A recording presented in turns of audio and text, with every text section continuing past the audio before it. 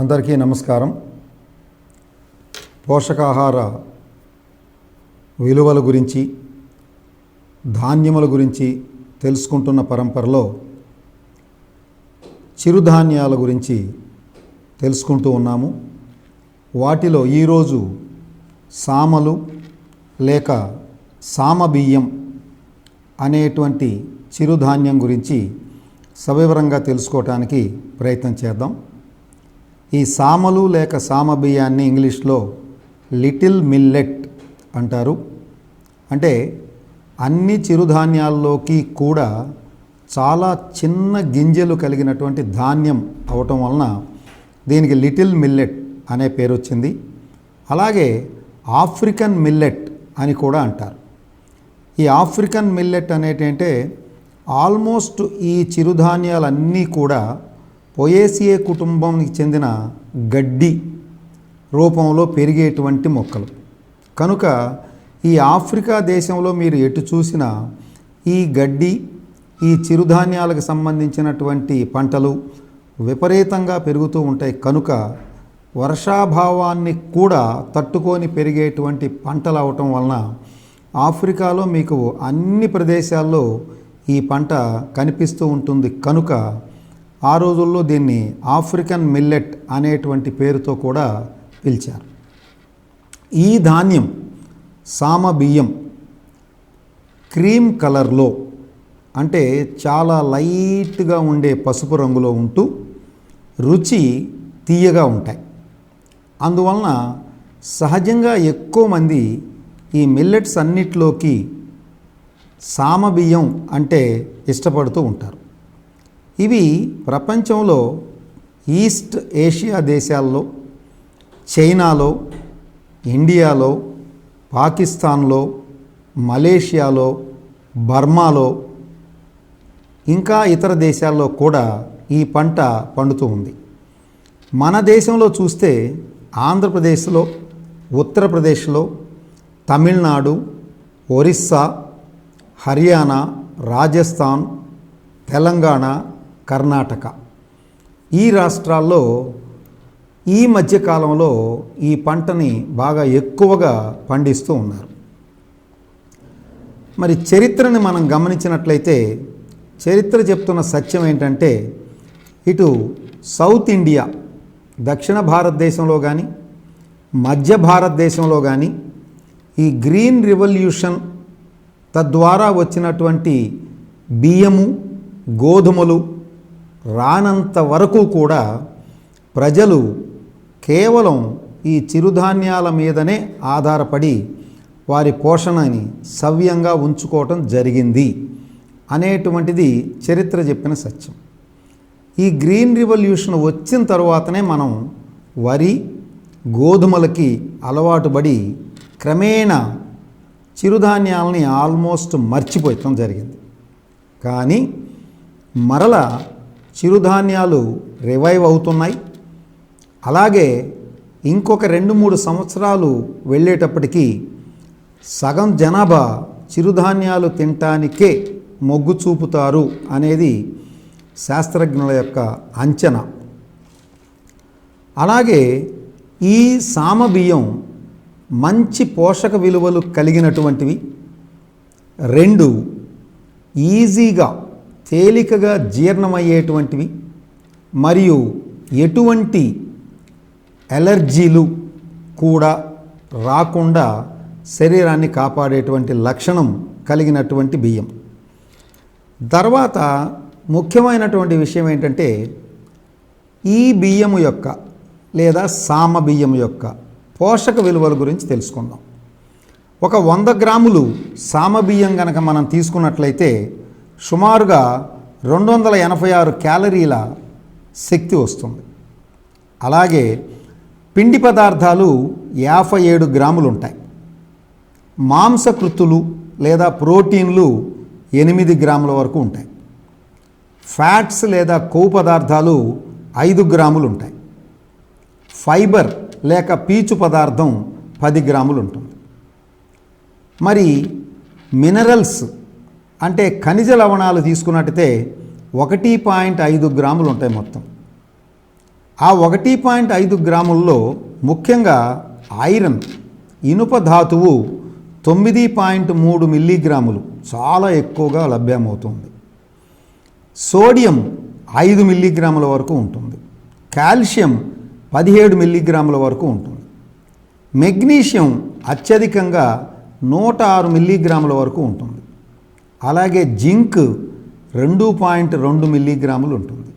Phosphorus కూడా చాలా సమృద్ధిగా ఉంటుంది. వీటితో పాటు బి వైటమిన్స్ కూడా సమృద్ధిగా లభ్యమవుతాయి. ముఖ్యంగా B3 నియాసిన్ చాలా ఎక్కువగా సమృద్ధిగా ఉండటం వలన మనకి ఈ యొక్క సామబియ్యం యొక్క పోషక విలువలు బియ్యము లేదా గోధుమలతో పోల్చుకున్నప్పుడు చాలా ఎక్కువగా వస్తున్నాయి. కనుక బియ్యము గోధుమల కంటే చిరుధాన్యాలే విలువైనటువంటి పోషకాహారము అనేటువంటి అంశాన్ని మనం గ్రహించటానికి వీలవుతుంది. మరి మరొక రీసెర్చ్లో ఏం చెప్తున్నారంటే ఒక 30 గ్రాములు సామబియ్యం గనక ప్రతిరోజు తింటే మన శరీరానికి కావలసినటువంటి ఇనుప ధాతువులో 16% కేవలం ఈ బియ్యం ద్వారానే వస్తుంది అనేటువంటి ఒక అత్యంత విలువైనటువంటి సమాచారం ఇది. కనుక ఈ సామబియ్యం తినటం వలన ఇనుప ధాతువు సవ్యంగా దొరుకుతుంది. మరి మరొక విషయం ఏంటంటే పోషణ రూపంలో చూసినప్పుడు ఈ సామబియ్యం ద్వారా వచ్చేటువంటి ప్రోటీన్స్లో అంటే మాంసకృతుల్లో కావలసినటువంటి ఎమినో ఆమ్లాలు సవ్యంగా ఉండవలసిన రీతిలో ఉంటాయి. అన్ని ఎమినో ఆమ్లాలు ఉంటాయి. ఎసెన్షియల్ ఎమినో ఆమ్లాలు అంటాం. అంటే ముఖ్యంగా కావలసినటువంటి ఎమినో ఆమ్లాలు అన్నీ ఉంటాయి. తద్వారా ఈ ప్రోటీన్ సామబియ్యంలో ఉన్న ప్రోటీను అత్యంత విలువైన ప్రోటీన్గా పరిగణించడం అయింది. మరి మనం ఏ విధంగా ఈ యొక్క సామల్ని ఆహారంగా ఉపయోగించుకోవచ్చు అంటే అన్ని రకాలు. ఇడ్లీగా చేసుకోవచ్చు, మామూలు అన్నంగా చేసుకోవచ్చు, బిర్యానీ లేదా పలావుగా చేసుకోవచ్చు, లేదా దోశలుగా చేసుకోవచ్చు, ఉప్మాగా చేసుకోవచ్చు, జావగా చేసుకోవచ్చు, హల్వా కూడా తయారు చేసుకోవచ్చు. కనుక ఇన్ని రకాలుగా తయారు చేసుకొని తినటానికి అనువైన అనుకూలమైనటువంటి సామబియ్యం పోషకాహార విలువలు బాగా కలిగినటువంటి బియ్యం కనుక ఇవి మన యొక్క ఆహారంలో ప్రతిరోజు ఏదో ఒక సమయంలో తీసుకోవటం ద్వారా మన ఆరోగ్యాన్ని మనం పెంపొందించుకోవచ్చు. మరి ఇన్ని రకాలుగా తయారు చేసుకొని తినటానికి ఎలాగా తయారు చేసే విధానాలు వీటికి సంబంధించినటువంటి పుస్తకాలు మన యొక్క సర్వీస్ హెల్త్ ఆర్గనైజేషన్లో ఉన్నాయి. ఇప్పుడు మీరు చూస్తున్నటువంటి మా టీవీలో ఆ స్క్రోలింగ్లో వచ్చినటువంటి ఫోన్ నంబర్ని గుర్తుంచుకొని ఆ స్క్రోల్లో అవుతున్నటువంటి ఫోన్ నంబర్కి ఫోన్ చేయటం ద్వారా మీకు కావలసినటువంటి సిరిధాన్యాలు లేదా చిరుధాన్యాలకు సంబంధించినటువంటి అన్ని రకాల పుస్తకాలు అందుబాటులో ఉన్నాయి అని మీకు తెలియజేస్తూ ఉన్నాను. మరి ఇన్ని రకాలుగా మనం తినగలిగి పోషకాహార విలువలు కలిగినప్పుడు మన శరీరానికి ఆరోగ్యకరమైనటువంటి ఉపయోగాలు ఏంటి అంటే సామలు తినటం వలన మన ఆరోగ్యానికి ఉపయోగాలు ఏమిటి అనేటువంటి అంశాన్ని మనం పరిశీలించినట్లయితే ముఖ్యంగా డయాబెటీస్ వాళ్ళు ఈ సామబియ్యాన్ని ఒక పూట ఆహారంగా బ్రహ్మాండంగా తీసుకోవచ్చు. కారణం ఏంటంటే ఈ సామబియ్యానికి గ్లైసెమిక్ ఇండెక్స్ చాలా తక్కువగా ఉంటుంది. అలాగే నాన్ గ్లూటెనస్ గ్లూటెన్ అనేటువంటిది ఉండదు. మరొకటి ఏంటంటే అన్ని చిరుధాన్యాల్లాగానే సామలు బియ్యములో కూడా పొరలు పొరలుగా ఫైబరు కార్బోహైడ్రేటు అంటే పీచు పదార్థము పిండి పదార్థము ఒకదానిపైన ఒకటి పొరలు పొరలుగా ఉండటం వలన తేలికగా జీర్ణం కావటమే కాకుండా చాలా లేటుగా జీర్ణమవుతూ ఉంటుంది. అంటే ఆలస్యంగా జీర్ణం అవటం వలన ఆలస్యంగా గ్లూకోజ్ తయారయ్యి ఆలస్యంగా గ్లూకోజ్ రక్తంలోకి చేరుతుంది. అంటే అదే మామూలు బియ్యం తిన్నప్పుడు 45 నిమిషాల్లో ఒక్కసారి అరిగిపోవటం, గ్లూకోజ్ మొత్తం ఒకేసారి రక్తంలోకి రావటం జరుగుతుంది.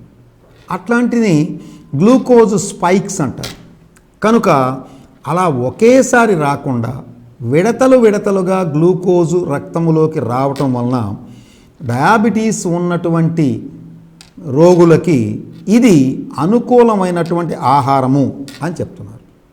అలాగే ఫైబర్ కంటెంట్ ఎక్కువగా ఉండటం వలన జరిగేటువంటి ఉపయోగం ఏంటంటే ఈ ఫైబర్ కంటెంటు గ్లూకోజులోకి రక్తములోకి గ్లూకోజ్ ఒకేసారి వెళ్లకుండా ఆపుతుంది. తద్వారా కూడా డయాబెటీస్ పేషెంట్స్కి ఇది మంచి పోషక విలువలు కలిగినటువంటి ఆహారంగా భావించి అందరూ తినవచ్చు. మరి రెండోది ఫైబర్ కంటెంట్ చాలా ఎక్కువగా ఉంది అని మనం అనుకున్నాం. 10 గ్రాముల వరకు ఉంటుంది.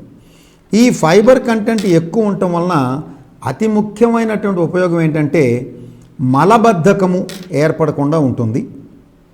అలాగే త్రేన్పులు రావటం, అంటే పులిసిన తేపులు అంటారు, అటువంటి తేపులు రాకుండా, మరి పొట్ట ఉబ్బరం జరగకుండా, ఎటువంటి సమస్యలు లేకుండా, గ్యాస్ట్రిక్ సమస్యలు అంటాం, లేకుండా ఉంటుంది. మరొక ముఖ్యమైనటువంటి అంశము ఫైబర్ కంటెంట్ గనక ఎక్కువ ఉంటే క్యాన్సర్ రాకుండా కూడా ఇది కాపాడుతుంది.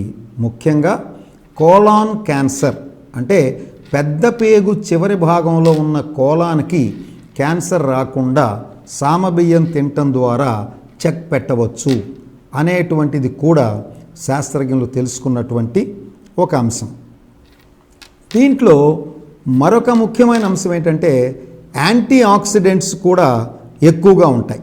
అవి ఫినోలిక్ కెమికల్స్ అని, లేదా క్యాటకిన్స్ అని, లేదా ఫెరూలిక్ ఆమ్లము యాసిడ్ అని, ఈ వగైరా ఇటువంటి యాంటీ ఆక్సిడెంట్స్ ఎక్కువగా ఉండటం వలన కూడా క్యాన్సర్ రాకుండా మన బాడీని కాపాడటమే కాకుండా డీటాక్సిఫయింగ్, అంటే ఎటువంటి విష పదార్థాలు ఉన్నా వాటిల్ని వెంటనే శరీరంలోంచి బయటికి పంపించేటువంటి అవకాశం ఈ యాంటీ ఆక్సిడెంట్స్కి ఉంది. తద్వారా క్యాన్సర్ రాకుండా, శరీరం విషపూరితం కాకుండా కాపాడుతూ ఉంది. దీంతో మరొక ముఖ్యమైనటువంటి అంశం ఏంటంటే ఫ్యాట్స్లో ఎసెన్షియల్ ఫ్యాటీ యాసిడ్స్ ఎక్కువగా ఉంటాయి. 3 ఉంటాయండి: ఎరాకిడోనిక్ యాసిడ్, లినోలిక్ యాసిడ్, లినోలేనిక్ యాసిడ్. ఈ 3 కూడా ఈ సామబియ్యంలో ఉన్నటువంటి ఫ్యాట్లో ఉండటం వలన ఇవి ఏం చేస్తాయంటే ఫ్యాట్ స్టోరేజ్ జరగకుండా చూస్తాయి. అంటే ఎక్కువగా తెల్ల బియ్యం తిన్న వాళ్ళల్లో ఫ్యాట్ కంటెంట్ ఎక్కువగా తయారవటమే కాకుండా ఎడిపోజ్ టిష్యూ అనేటువంటిది ఏర్పడి సంచుల్లాగా దాంట్లో ఈ ఫ్యాట్ అంతా ట్రైగ్లిజరైడ్స్ రూపంలో ఉండి శరీరంలో ఫ్యాట్ కంటెంట్ బాగా పెరిగి తద్వారా కొలెస్ట్రాల్ పెరిగి ఇన్ని సమస్యలకి కారణమవుతుంది. కానీ ఇక్కడ మనకి ఈ ఫ్యాట్స్ ఎక్కువగా పేరుకోకుండా free fatty acids, essential fatty acids ఉండటం వలన ఆ ఉపయోగం ఉంది. అలాంటి పరిస్థితి ఎప్పుడైతే కొవ్వు పేరుకోకుండా శరీరంలో ఉంటుందో కొలెస్ట్రాల్ కంటెంట్ను బాగా తగ్గిపోతుంది. ఆ కొలెస్ట్రాల్ కంటెంట్ బాగా తగ్గటం వలన గుండె సంబంధమైన సమస్యలు రాకుండా, స్ట్రోక్ అనేటువంటి సమస్యలు రాకుండా, బీపీని కంట్రోల్ చేస్తూ ఆరోగ్యాన్ని కాపాడుతుంది. కనుక సామబియ్యము ద్వారా ఈ ఉపయోగాలు ఉన్నాయి అనేటువంటిది కూడా మనం తెలుసుకోవాలి. మరొక ముఖ్యమైనది ఏంటంటే మెగ్నీషియం కంటెంటు బాగా సమృద్ధిగా ఉండటం వలన ఆస్తమా సమస్యని చాలా తగ్గించేటువంటి అవకాశాలు ఉన్నాయి. అలాగే బీపీని కంట్రోల్ చేసే అవకాశాలు ఉన్నాయి. తద్వారా గుండె ఆరోగ్యంగా ఉండటానికి ఉపయోగకరంగా ఉంటుంది. అలాగే B3 నియాసిన్ అనేటువంటి విటమిన్ దీంట్లో ఎక్కువగా ఉండటం వలన ఈ సామబియ్యంలో ఇవి కొలెస్ట్రాల్ కంటెంట్ను తగ్గించడానికి శరీరంలో ఉపయోగపడుతుంది.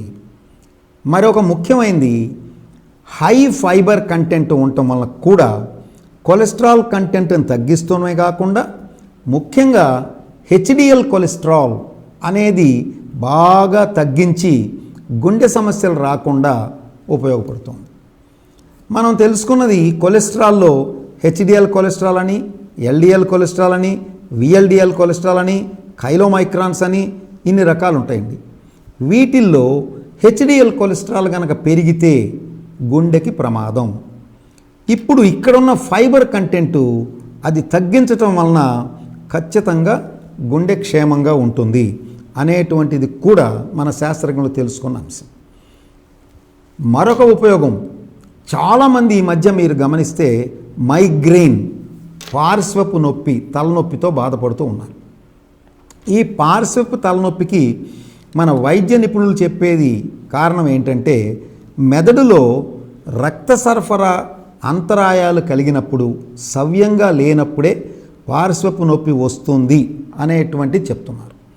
కనుక ఇక్కడ ఫైబర్ కంటెంట్ ఎక్కువ ఉండటం వలన రక్త సరఫరా సవ్యంగా జరిగి రక్త సరఫరాకి ఎటువంటి అడ్డంకులు లేకపోవటం వలన మైగ్రెయిన్ కూడా రాదు ఈ సామబియ్యం తినటం వలన అనేటువంటి విషయాన్ని కూడా మరి నిపుణులైనటువంటి ఆహార నిపుణులు తెలియజేస్తూ ఉన్నారు. ఇంకొక ముఖ్యమైనటువంటి అంశం ఏంటంటే ఫాస్ఫరస్ కూడా అనేటువంటి ఖనిజ లవణం కూడా ఎక్కువగా ఉండటం వలన దీంట్లో ఏం జరుగుతుందంటే వెయిట్ లాస్, అంటే శరీర బరువును తగ్గించడానికి. దీన్ని మరో రకంగా మనం ఎట్లా చెప్పుకోవచ్చు అంటే కాస్త శరీర బరువు ఎక్కువగానో ఒబీస్గానో ఉన్నవాళ్ళు సామబియ్యం కనీసం వారంలో 3 రోజులు తింటూ ఉంటే ఈ యొక్క ఫాస్ఫరస్ కంటెంట్ కానివ్వండి, 2 జీర్ణం అవటం లేటుగా అవటం వలన ఎక్కువసేపు ఆకలి లేకుండా ఉండటం వలన స్నాక్స్ తినేటువంటి అవకాశం లేదు. కనుక ఖచ్చితంగా వెయిట్ తగ్గేటువంటి అవకాశం 100% ఉంది అనేటువంటి విషయాన్ని ఈ యొక్క న్యూట్రిషన్ సైంటిస్టులు కూడా తెలియజేస్తున్నటువంటి అంశం. అలాగే ఈ ఫాస్ఫరస్ ఎక్కువగా ఉంటే టిష్యూ రిపేర్స్, అంటే కణజాలాలు ఏమైనా ఇబ్బందులు కలిగినప్పుడు రిపేర్లు జరుగుతూ ఉంటాయి. అంటే రిపేర్ అనగానే కొంత డౌట్ రావచ్చు, రిపేర్ ఏంటండి, ఏదన్నా వస్తువులాగా అంటే వస్తువు లాంటిదే మన శరీరం కూడా, ఒక ఇంజిన్. దీనికి కూడా వేర్ అండ్ టేర్ అనేటువంటి జరుగుతూ ఉంటాయి. అంటే అనేక రకాలుగా కణజాలాలు దెబ్బతింటం, కణాలు చచ్చిపోవటం జరుగుతుంటాయి. కొన్ని సమయాల్లో ఎపోప్టోసిస్ అని శరీరమే పనిచేయని కణాలను చంపేస్తూ ఉంటుంది. ఇటువంటి ఉన్నప్పుడు ఇవన్నీ క్లీన్ చేసుకొని మరలా పరిశుభ్రం అవటానికి రోజు రాత్రి మనం నిద్రపోయేటప్పుడు మన శరీరం లోపల రిపేర్లు జరుగుతూనే ఉంటాయి. కనుక అటువంటి రిపేర్లు జరగటానికి ఫాస్ఫరస్ అనేటువంటి ఈ ఖనిజ లవణం అవసరం. కనుక ఇది సమృద్ధిగా ఉన్నటువంటి సామలు తినటం ద్వారా ఈ రిపేర్లు సవ్యంగా జరుగుతాయి అనేటువంటి అంశం కూడా తెలుస్తూ ఉంది. అలాగే ఓవర్ ఈటింగ్కి అవకాశం లేకుండా ఉంటుంది. మన చిరుధాన్యాలు ఏవి తిన్నా కూడా జీర్ణం అవటం డిలే అవటం వలన పొట్ట నిండుగా ఉండి ఇంకేదైనా తినాలి అని అనిపించదు. అంటే ఆల్మోస్ట్ మనం స్నాక్స్ లేకుండా ఉండొచ్చు. తద్వారా కూడా వెయిట్ తగ్గటానికి ఖచ్చితమైనటువంటి అవకాశం ఉంది అని చెప్తున్నారు. మరి మరొక ముఖ్యమైనటువంటి ఉపయోగం ఏమిటి ఈ యొక్క సామబియ్యం వల్ల అంటే మన శరీరంలో హార్మోనులు ఉన్నాయి. ఈ హార్మోనులు అనేటువంటివి జీవరసాయన ప్రక్రియలన్నీ కూడా సవ్యంగా జరగటానికి అత్యంత అవసరమైనటువంటివి. ఇప్పుడు చాలా సమస్యలకి కారణం హార్మోనులే అనేటువంటిది వైద్య నిపుణుల యొక్క ఆలోచన విధానం. మరి ఈ హార్మోనులు అస్తవ్యస్తంగా గనక ఉంటే, అంటే తయారు కావలసినంత తయారు కాకపోయినా, లేదు తయారయ్యేటువంటి హార్మోన్లు సరిగా పనిచేయనటువంటి స్థితిలో పోయినా, ఇటువంటి సమస్యలు వచ్చినప్పుడు ఈ హార్మోన్ల లోపాల వల్ల వచ్చేటువంటి అనేక సమస్యలు సామబియ్యం తినటం ద్వారా రావు అనేటువంటిది కూడా శాస్త్రపరంగా నిరూపితమైనటువంటి అంశం. ఉదాహరణకి రీప్రొడక్టివ్ ఆర్గన్స్, స్త్రీలలో కానీ పురుషుల్లో కానీ రీప్రొడక్టివ్ ఆర్గన్స్ మొత్తము క్లీన్ చేయటానికి సామబియ్యం ఉపయోగపడతాయి అనేటువంటిది. తద్వారా ఈ పీసీఓడి అంటే పాలిసిస్టిక్ ఓవేరియన్ డిసీజ్ అంటారండి. ఇటువంటి డిసీజు ఈ మధ్యకాలంలో మీరు గమనించినట్లయితే చాలామంది స్త్రీలలో కనిపిస్తూ ఉంది, ముఖ్యంగా వివాహము కాని వాళ్ళు. తద్వారా పీసీఓడి వల్ల నష్టం ఏంటంటే అండము సవ్యంగా తయారు కాదు, ఒకటి. రెండు, డిలే అవటం, తయారయ్యేటువంటి అండం సవ్యంగా ఫెర్టిలైజేషన్ సంయోగానికి ఉపయోగపడకుండా ఉండటం అనేటువంటి సమస్యలు వస్తాయి. కనుక అటువంటి వాళ్ళు కూడా వారంలో 3 రోజులు సామబియ్యం తింటే ఖచ్చితంగా ఈ సమస్యలు బాగా తగ్గుతాయి అనేటువంటి విషయాన్ని కూడా శాస్త్రపరంగా నిరూపితమైనటువంటి. మరొక ముఖ్యమైనది ఏంటంటే మగవారిలో స్పెరం అంటే పురుష బీజాణువులు తక్కువగా ఉన్నవాళ్ళు కూడా ఈ యొక్క సామబియ్యం తినటం వలన ఆ పురుష బీజాణువుల సంఖ్య సహజ సిద్ధమైన స్థాయికి రావటానికి 100% అవకాశం ఉంది అనేటువంటిది కూడా తెలుసుకున్నారు. మరొక ముఖ్యం ఏంటంటే ఈ హార్మోనల్ డిస్టర్బెన్సెస్లో ఎక్కువగా థైరాయిడ్ ప్రాబ్లం వచ్చేటువంటి అవకాశం ఉంది. కనుక ఈ థైరాయిడ్ ప్రాబ్లం గనక రాకుండా ఉండాలి అంటే ఈ సామబియ్యం తీసుకోవాలి. వచ్చిన తీవ్రమైన పరిణామాలు రాకుండా ఉండటానికి కూడా కాపాడుతుంది అనేటువంటి తెలుస్తుంది. మరొకటి, స్త్రీలలో వచ్చేటువంటి అనేక ఋతు సమస్యలకి సామబియ్యం చాలా మంచి పరిష్కారం అనేటువంటి విషయాన్ని కూడా చెప్తూ ఉన్నారు. మరొక ముఖ్యమైనటువంటి విషయం ఏంటంటే ఈ ఎడిపోనెక్టిన్ అనేటువంటి ఒక హార్మోన్ ఉంది, అది యాంటీ ఇన్ఫ్లమేటరీగా పనిచేస్తుంది. ఈ హార్మోను రెగ్యులర్గా సామబియ్యం తినే వాళ్ళలో నార్మల్గా ఉండటం వలన గుండె సమస్యలు రాకుండా, గుండె యొక్క ఆరోగ్యం ప్రశాంతంగా ఉండేట్లుగా ఉంటుంది అని కూడా నిరూపితమైనటువంటిది. ఇన్ని బాగున్నాయి, మరి కేవలం సామబియ్యమే రోజు తింటే ఇది మాత్రం కూడదు అని శాస్త్రజ్ఞులు డాక్టర్లు చెప్తున్నటువంటి విషయం. ఎందుకు అంటే ఏదో ఒకే ఒక మిల్లెట్ లేదా చిరుధాన్యాన్ని రెగ్యులర్గా తీసుకోవటం అనేది మంచి విషయం కాదు, అనారోగ్యానికి దారితీయవచ్చు. కనుక మారుస్తూ ఉండాలి. సహజంగా 2 రకాల మిల్లెట్స్ 2 రోజులు, ఒక్కొక్క రోజు ఒక్కొక్క మిల్లెట్ 2 రోజుల చొప్పున అలా మారుస్తూ తింటూ ఉండొచ్చు. లేదా ఒక పూట మిల్లెట్స్, ఒక పూట మరొక మిల్లెట్ కానీ మరొక ఆహారం కానీ తీసుకుంటూ ఉండొచ్చు. ఇలా మారుస్తూ ఉండాలే తప్ప ఒకే ఒక చిరుధాన్యాన్ని కంటిన్యూస్గా తీసుకోరాదు అనేటువంటిది వైద్యుల సూచన. అందరూ గ్రహించవలసిందిగా కోరుకుంటున్నాం. అలాగే సామబియ్యం తినటం వలన ఏమైనా డిసడ్వాంటేజెస్ అంటే సమస్యలు ఉన్నాయా అంటే దాంట్లో ఏం చెప్తున్నారంటే, ఒకటి, ఈ ఫైటిక్ యాసిడ్ అనేటువంటిది సామబియ్యంలో కాస్త ఎక్కువగా ఉంటుంది. కనుక ఈ ఫైటిక్ యాసిడ్ కనుక ఎక్కువగా ఉంటే మన రక్తంలో ఇతర ఖనిజ లవణాలని రక్తంలోకి రాకుండా అడ్డుపడుతుంది. అలా అడ్డుపడుతుంది కనుక ఫైటిక్ యాసిడ్ని తగ్గించాలి. ఈ ఫైటిక్ యాసిడ్ తగ్గించాలంటే ఖచ్చితంగా కనీసం 6 గంటలు గనక బియ్యం నానపెట్టినట్లయితే ఈ ఫైటిక్ యాసిడ్ సమస్య పోతుంది. 90%, 99% తగ్గిపోతుంది అనేటువంటిది కూడా శాస్త్రపరంగా నిరూపితమైంది.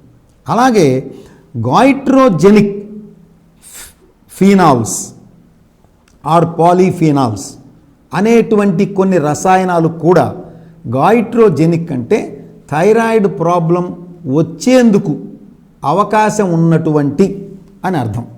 ఆ పాలిఫినాల్స్ ఉన్నాయి కనుక వీటిల్ని థైరాయిడ్ ప్రాబ్లం ఉన్నవాళ్ళు తినకుండా ఉండటం మంచిది. లేదా రేర్గా తినటం వలన కూడా థైరాయిడ్ ప్రాబ్లం అగ్రవేట్ అవ్వకుండా, అంటే పెరగకుండా, ఇబ్బంది పెట్టకుండా ఉంటుంది అనేటువంటిది కూడా ఒక డిసడ్వాంటేజ్గా చెప్తున్నారు. మరొకటి ఇంటెస్టైనల్ డిస్టర్బెన్సెస్, అంటే పేగుల్లో ఏవైనా సమస్యలు ఉన్నవాళ్ళు ఖచ్చితంగా చిరుధాన్యాలు తినొద్దు, సామెలు కానీ ఇతర ధాన్యాలు తినొద్దు అనేటువంటిది కూడా శాస్త్రజ్ఞుల యొక్క సలహా. మరొకటి ఏంటంటే ఎమినో యాసిడ్స్ చాలా ఎక్కువగా ఉన్నాయి కనుక ఆ ఎక్కువగా ఎమినో యాసిడ్స్ ఉన్నటువంటి ఆహారము కూడా శరీరానికి అంత ఉపయోగకరం కాదు. కనుక ఏ ఒక్క చిరుధాన్యాన్ని కంటిన్యూస్గా తినకూడదు.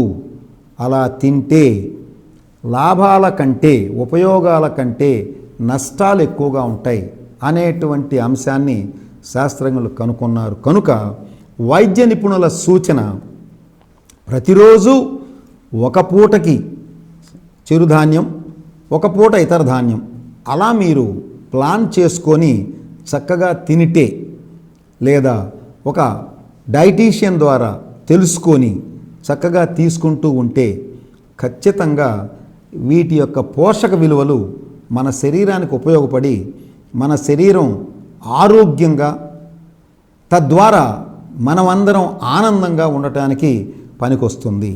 కనుక దయచేసి అందరూ గ్రహించవలసిన అంశం. మరొక చిరుధాన్యం నెక్స్ట్ ఎపిసోడ్లో చెప్తాను.